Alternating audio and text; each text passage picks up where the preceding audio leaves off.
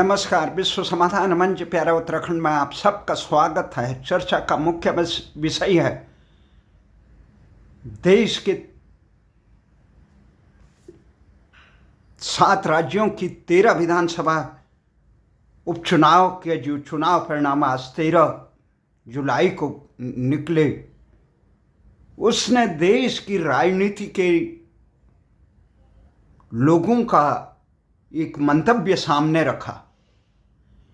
सबसे बड़ी खबर ये है कि बद्रीनाथ विधानसभा सीट, जो भारतीय संस्कृति के लिए वैकुंठ लोक के समान भगवान बद्रीनाथ धाम में माना जाता है, उस बद्रीनाथ विधानसभा सीट में भारतीय जनता पार्टी को मिली करारी हार।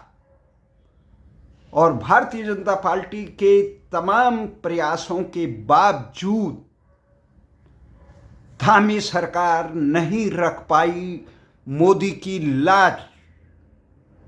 अभी लोकसभा चुनाव में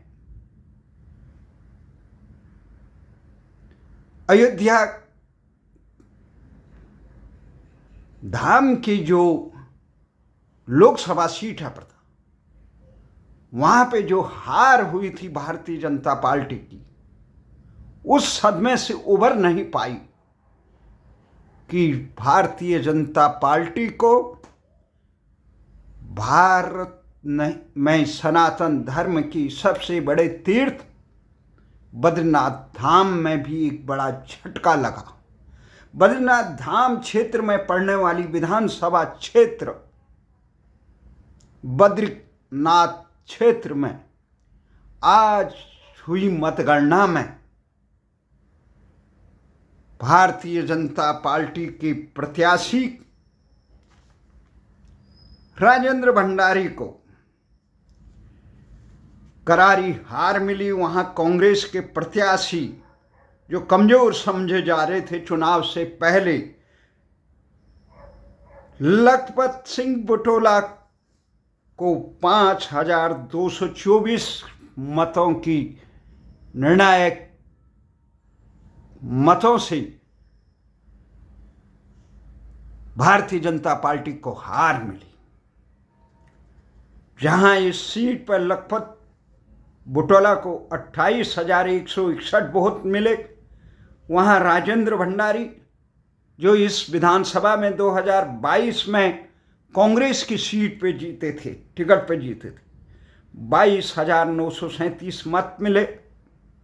वहीं मंगलोर सीट पे, प्रदेश की एक अन्य विधानसभा सीट मंगलोर पर, कांग्रेस ने बाजी मार दी। परंपरागत वोट है ये सीट पर। भारतीय जनता पार्टी ने भारी प्रयास किया, यहाँ पे उतार दिया बाहर से, जो कभी हरियाणा और कभी उत्तर प्रदेश और कई राज्यों में राजनीतिक दखल लगते हैं, करतार सिंह भड़ाना को उतारा था। वो अपने दमखम दिखाने में सफल रहे। उन्होंने जिस प्रकार से मात्र यहाँ पे दलित और अल्पसंख्यक बाहुल्य सीट है ये मंगलोर, वहाँ पे निजामुद्दीन को, लोकप्रिय नेता को,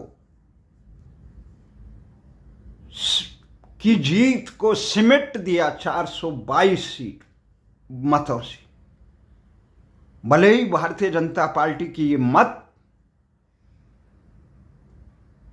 करतार सिंह भड़ाना के अपने कौशल से मिली मत हो या प्रदेश सरकार की दमखम के मिले मत हो, परंतु इस सीट पर भारतीय जनता पार्टी भले अपनी उपस्थिति दर्ज कराने, मजबूत उपस्थिति दर्ज कराने, परंतु बद्रीनाथ सीट पर जो करारी हार मिली, उस सदमे से अभी अयोध्या में हार, वहाँ लोकसभा चुनाव में जो अयोध्या में हार मिली, उससे उभर नहीं पाए थे कि बद्रीनाथ में भी गहरा सदमा था। भले ही यहाँ इस सीट को जीतने के लिए प्रदेश में थोपे गए मुख्यमंत्री धामी जो विधानसभा चुनाव में हार चुके थे, फिर उसके बाद खाली करके फिर जीते मुख्यमंत्री बन गए। और बद्रीनाथ क्षेत्र में जो हार इसलिए भी महत्वपूर्ण है, ये बद्रीनाथ क्षेत्र की विधानसभा सीट वो है जहाँ प्रदेश के अध्यक्ष और राज्यसभा सांसद भारतीय जनता पार्टी के भट्ट हैं। भट्ट का ये विधानसभा क्षेत्र है जहां राजेंद्र भंडारी ने कांग्रेस के प्रत्याशी के रूप में उन्हें हराया था।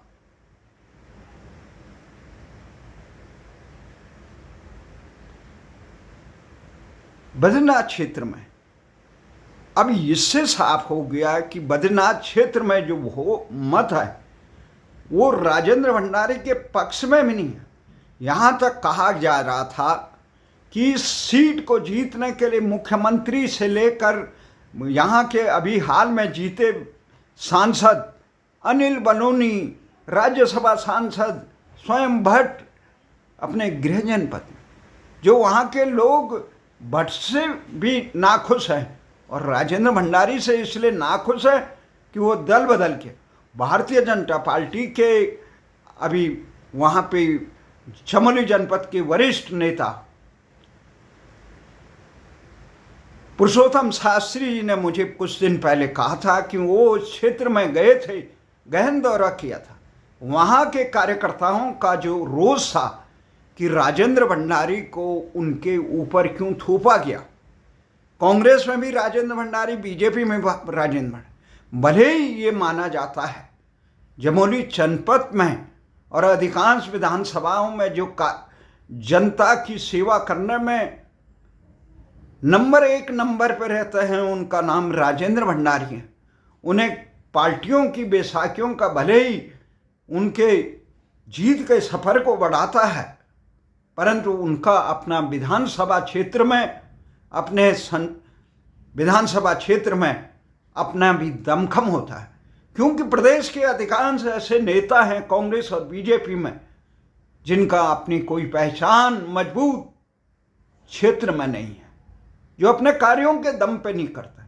पर राजेंद्र भंडारी वो नाम था जो जिला पंचायत अध्यक्ष भी अपने दमखम से बनाते थे, कभी अपनी पत्नी को, और उसी उसमें जिसके लिए अधिकांश राजनेता कुख्यात हैं पूरे देश में, भ्रष्टाचार के कई मामलों में इस प्रकार से कुछ ऐसे सूत्र रहे जो नस भारतीय जनता पार्टी ने दबाई कि उनको यशपाल आर्य की तरह कांग्रेस छोड़कर भारतीय जनता पार्टी में शामिल होना पड़ा।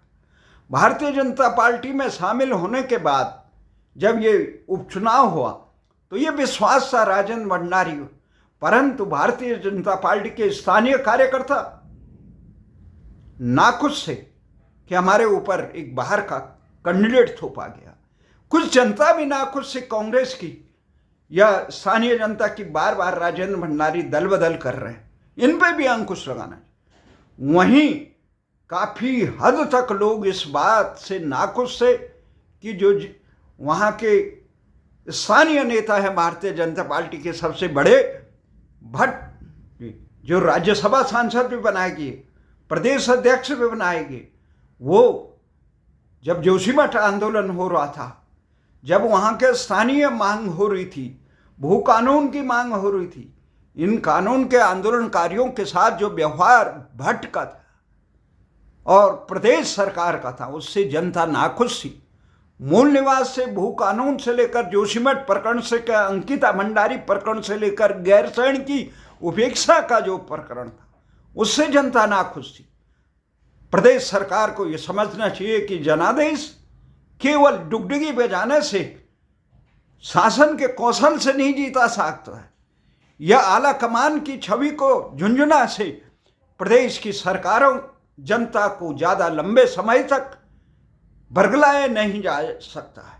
इसलिए ये जो जनादेश है, ये भारतीय जनता पार्टी के नेतृत्व को भी सोचने के लिए मजबूर करता है कि जनता की सेवा करो, केवल लोक लुभावने नारों से, हवाई नारों से देश का, प्रदेश का भला नहीं होता है। जमीन पे आम जनता को रोजगार से लेकर जिस प्रकार से पूरा प्रदेश बेरोजगारी से त्रस्त है, वहाँ पे ठेकेदारी पे जो कॉन्ट्रैक्ट बेस पे लोग भरे जा रहे हैं वो बाहर से भरे जा रहे हैं। लोग नाखुश हैं। इसका प्रतीक रहा टिहरी लोकसभा सीट में जो बेरोजगार आंदोलन के नेता बॉबी पंवार को 1,60,000 से अधिक वोट जनता ने इसीलिए दिए कि जनता नाखुश है। भारतीय जनता पार्टी का संगठन का और शासन का नेटवर्क रहा, वो चुनाव जीत गई। लोकसभा चुनाव में देश की जनता के सामने कोई तस्वीर भी नहीं थी। यहाँ तक कि समीकरण है कि 2022 में इस समय अभी 10 जो विधानसभा चुनाव हुआ था, इन 13 विधानसभा क्षेत्रों में, जिसमें बंगाल में 4, हिमाचल में 3, उत्तराखंड में 2, पंजाब में 1, तमिलनाडु में 1, बिहार में 1 और मध्य प्रदेश में 1, इन सीटों पर चुनाव हुआ था 10 तारीख को। और ये उपचुनाव में जो परिणाम आए, इसमें तृणमूल कांग्रेस ने बंगाल में सफाया कर दिया सारे दलों, चारों की चारों सीटें अपनी झोली में डाली। वहीं कांग्रेस ने भी 4 सीटें जीत ली।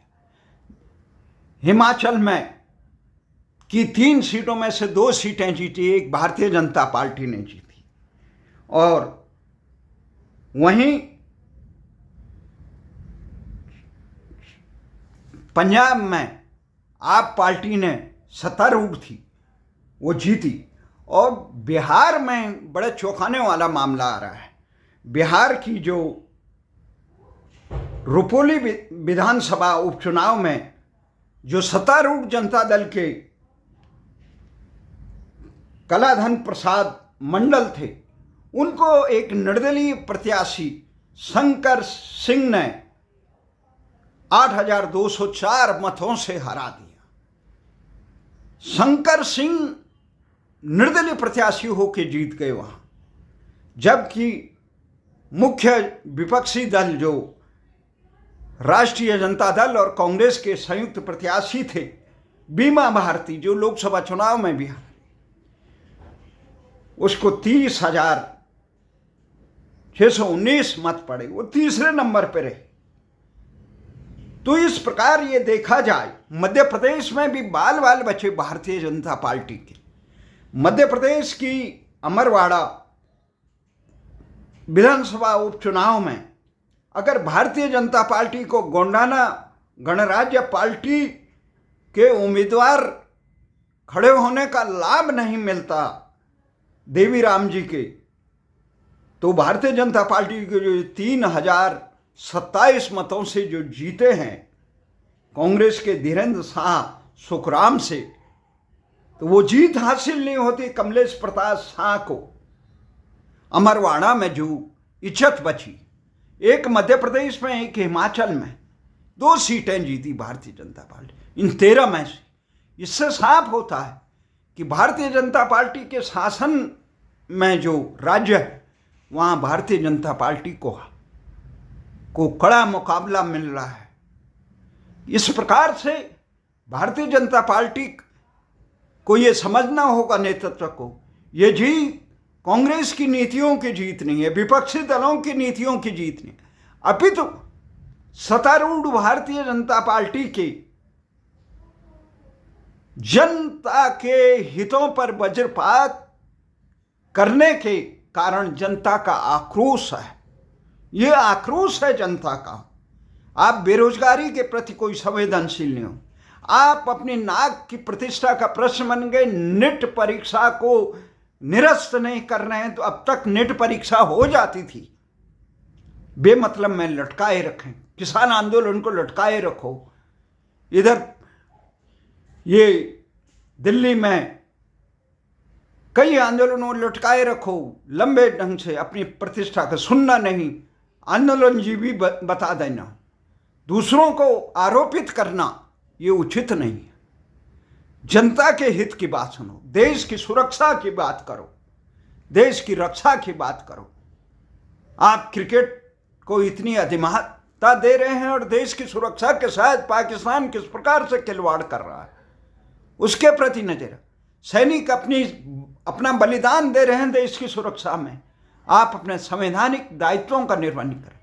आपके कार्यकर्ता बंगाल में आम जनता का जीना दुश्वार है, उन पर उनके जान माल को जो आपके बूथ भले ही आप पन्ना प्रमुख का गुणगान करते रही, पर जो आपके मतदान केंद्रों के प्रमुख रहे, उनके ध्वजवाहक रहे, उनकी जान वो मारे जा रहे हैं वहाँ बंगाल में, उनकी रक्षा करने के लिए तैयार नहीं। आप संविधान द्वारा दिए गए प्रदत्त अधिकारों, वहाँ की जन विरोधी सरकार को बर्खास्त करने के लिए तैयार नहीं है। तो राष्ट्र ऐसे तमाशबीनों से नहीं चलता है, राष्ट्र की रक्षा। तो ये बद्रीनाथ का जो चुनाव परिणाम है, ये परिणाम आपके खिलाफ न केवल भारतीय जनता पार्टी के कार्यकर्ताओं का आक्रोश प्रकट करता है। चुनाव जीतने के बाद जिस प्रकार से लखपत सिंह बुटोला ने खुले शब्दों में कहा, इन चुनाव को जीतने में प्रत्यक्ष और अप्रत्यक्ष सहयोग देने वाले तमाम जनता का, तमाम महानुभावों का मैं नमन। प्रत्यक्ष और अप्रत्यक्ष वो साफ कहा। अप्रत्यक्ष भारतीय जनता पार्टी के बड़े तबके ने आला कमान की इस थोपशाही का निरादर किया। तो हम इस सरकार की इस उत्तराखंड के हितों पे कुठाराघात करने के बाद जो बद्रीनाथ धाम की जो सीट के जनता बहुत मरमाई थे कि किस प्रकार के जनप्रतिनिधि हैं जो कह रहे हैं कि गैरसैंण में उन्हें ठंड लग रहा है, और बद्रीनाथ धाम जो गैरसैंण से ऊपर वाली क्षेत्र बनता है, वहां के लोगों को लगा कि ये लोग तो हमारे प्रति उदासीन, भारत की संस्कृति के प्रति इतना दुराग्रह का रास्ता, जनता के लोकशाही में जनसेवा। आप देखो, जो लोग गैरसैंण में जाने के लिए ठंड से डर रहे हैं, उन लोगों को 4-5 साल बाद पेंशन मिलेगी। जो लोग सीमाओं पर 4 साल तक अग्निवीर बनाए गए, वो लेह लद्दाख से ले सियाचिन से लेकर चीन पाकिस्तान के बॉर्डरों पर रेर इस प्रकार के विषम परिस्थितियों में रहेंगे, उनको अपनी पेंशन नहीं मिलेगी। कह रहे हैं वहां भी आरक्षण मिलेगा, यहां भी आरक्षण, रोजगार कहां दे रहे हो तुम? देश की सुरक्षा से इतना बड़ा खिलवाड़, जो देश के हित में आपकी गलत नीतियों के खिलाफ आवाज उठाए, उनको आप कहें कि ये राष्ट्र विरोध, ये नहीं चलेगा। आप अपनी नीतियों को समर्पित रखिए, देश के हितों के प्रति रहे। जबकि ये सीट पर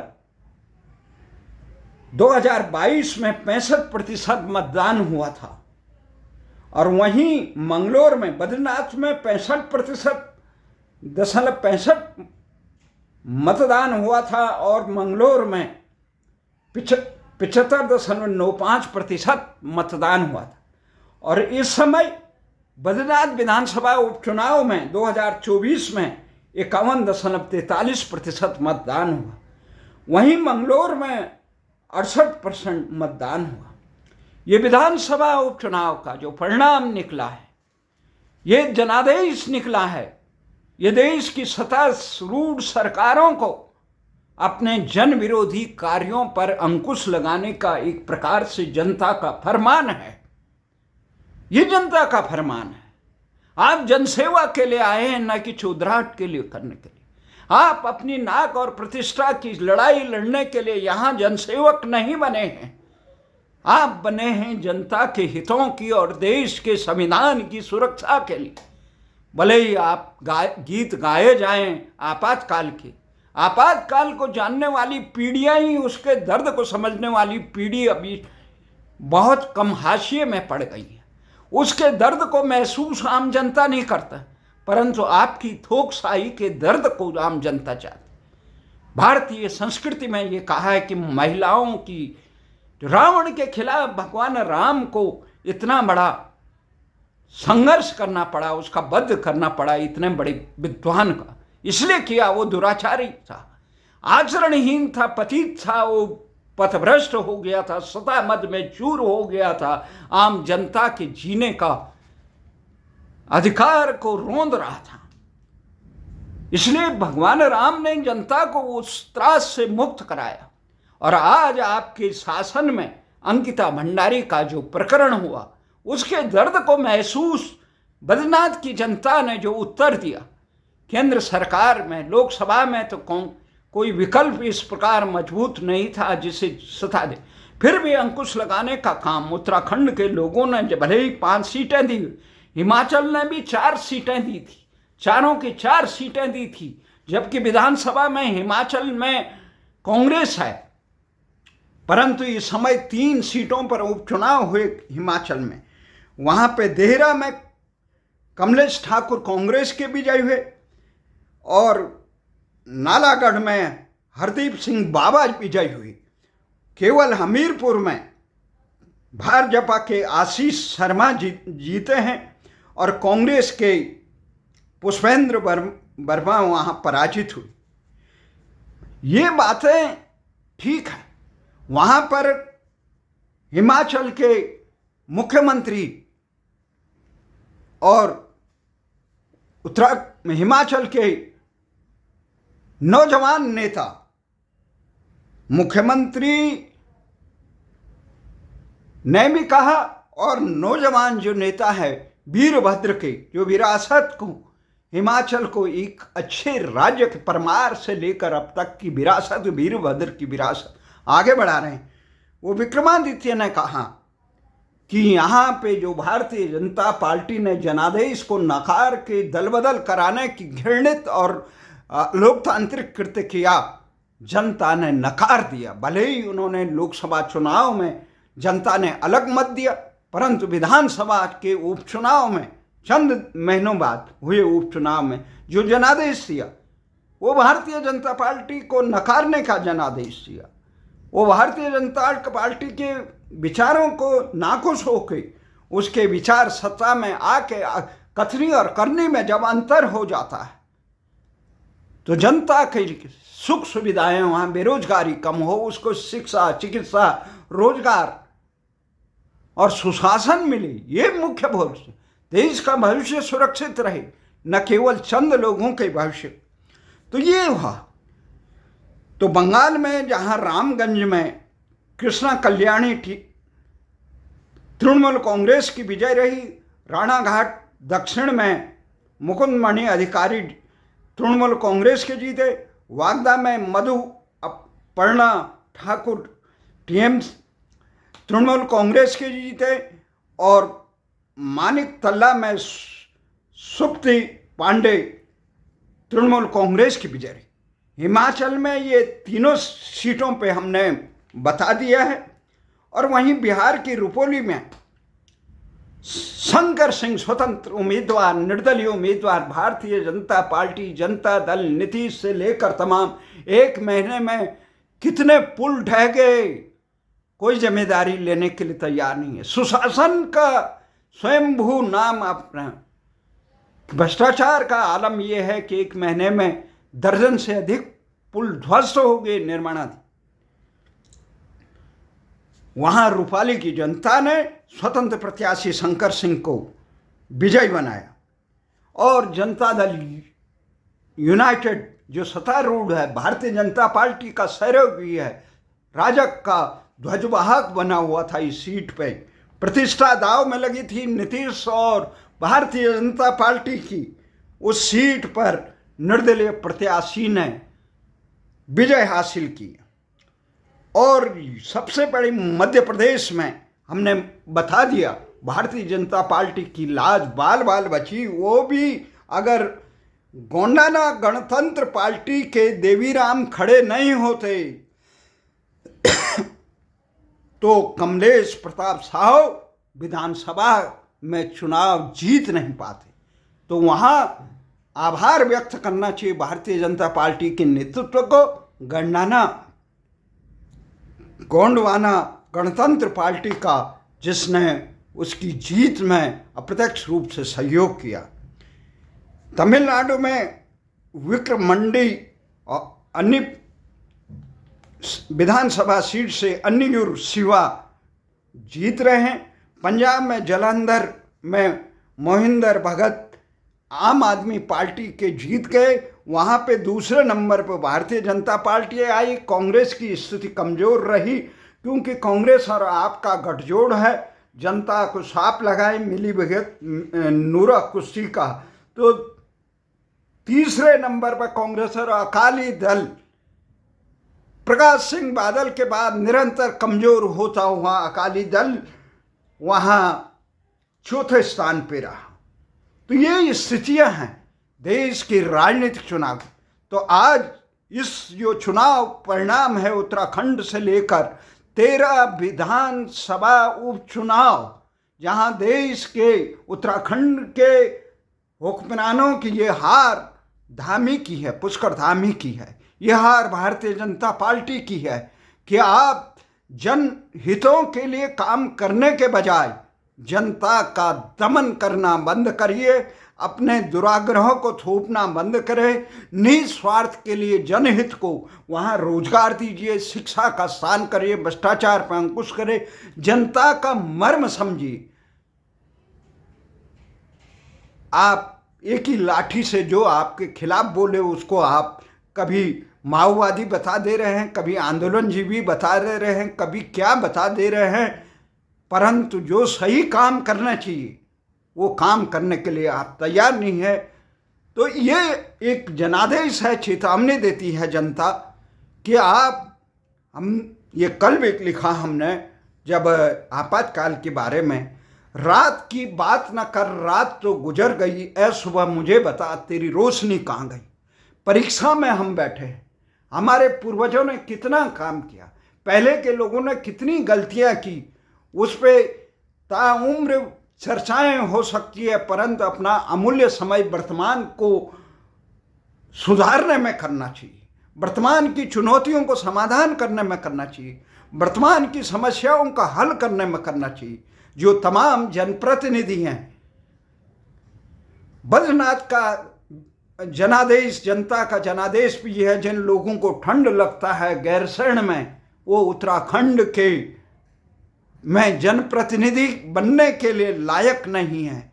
और जो लोग मूक रहे, धामी से लेकर प्रदेश अध्यक्ष भट्ट से लेकर संगठन महामंत्री से लेकर यहाँ भारतीय जनता पार्टी के आला नेता और आला कमान मूक रहे, ऐसे निकृष्ट लोगों के प्रवृत्ति को देख के जनसेवक हो के आपको पेंशन मिले 4-5 साल में, पर आप सेवा करने के लिए जनता की जनभावनाओं की सेवा नहीं करेंगे।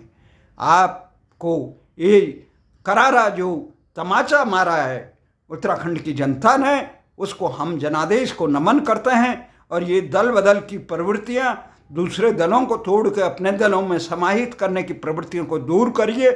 और जहां करना चाहिए, बंगाल में पूरा भारत की एकता और अखंडता खतरा है, वहाँ पे धारा 356 का प्रयोग नहीं कर रहे हैं, वहाँ पे राष्ट्रपति शासन नहीं लगा रहे हैं। ये कहाँ का ढुलमुल? संवैधानिक दायित्वों का निर्वहन कब करेंगे?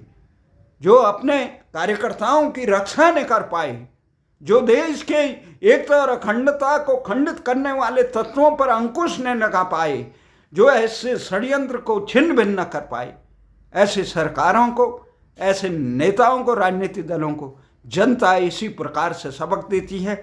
इसी आशा और विश्वास के जनहितों के खिलाफ जो भी दल, जितने भी राजनीतिक दल हैं, भारतीय जनता पार्टी, कांग्रेस है, जनता दल यू है, राजद है, कोई भी पार्टी हो, डीएमके सीएमके से लेकर कोई भी हो, वो जनसेवक हैं।